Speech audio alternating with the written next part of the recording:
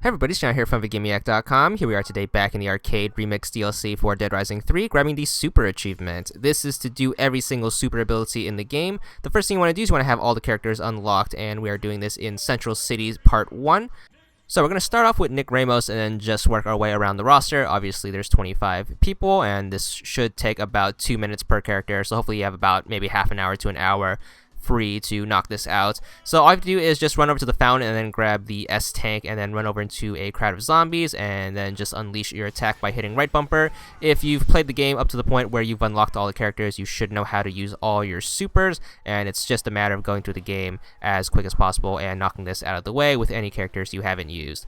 So the fastest way to do this is obviously just kill yourself to make sure the game saves, and then just ignore the continue screen, let it count down to 0. That should take you back to the main menu, get back to the character selection screen and stick to the same stage. The reason for this is the stage 1 that has an S tank really close to the spawn, as well as a group of zombies that you can kill yourself with. So switch on over to Tuxedo Nick and use your golden guns. Then we're going to switch over to Ed Falcon from good old Power Stone. Really need a sequel to that, but you know, Capcom. But anyways, just do this, and we're just going to cycle through the roster. Got Felicia from Darkstalkers and her cat powers, I guess. She has her rolling ability, and I think that's only one of 2 abilities that gradually drains the entire bar at a time. Then we can wrap up with Ryu for Nick. He just throws out a Super Hadouken.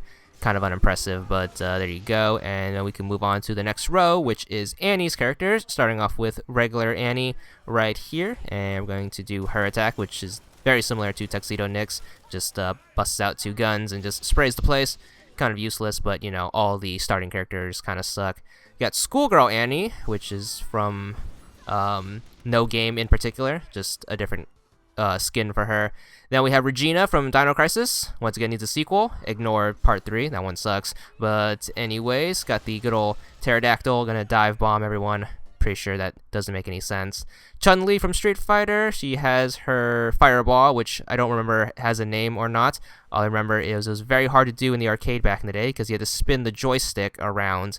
But you got Nina from Breath of Fire. Anyone remember that RPG? There was like 5 of them, I think. But got that. We got good old.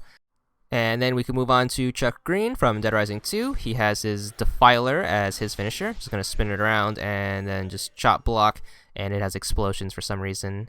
We got the Terror is Reality version of him, which has the electric sledgehammer thing, which pretty much does the same thing, except this time with electricity. You have Shoma from Rival Schools, that underrated fighting game from the PS1 days. And of course its sequel, which is way better on Dreamcast, but nonetheless we got Sigma from Mega Man X. Pretty interesting character to put in Dead Rising, but he just does this with his Grim Reaper sickle. And we have Captain Commando, great game, once again needs a sequel. If Bionic Commando can get a sequel, Captain Commando should get a sequel. But there we go. And then we can have Frank West from the first Dead Rising with his barbed wire baseball bat, which he did not use in the first game. Very, very big misconception right there. You have Servbot Frank, who does something that's pretty similar, probably. He's going to do this. He has the flaming sword, which once again did not feature in Dead Rising 1. But so we got Mike Hagar from Final Fight. He's just going to pile drive the WMD weapon from the 3rd game, and then do that. We have BB Hood, another Darkstalkers character. She's going to summon Freedom Bear. Freedom Bear is our homie, and mow the place down. It's actually a pretty long sequence, but there you go. And the final person is Soki from Onimusha, which once again either needs a sequel or an HD remake that fixes the camera, because by God, the camera in those games are horrible. But that's all the characters. There's your achievement, only for a 10 gamer score, but that's all there is to it.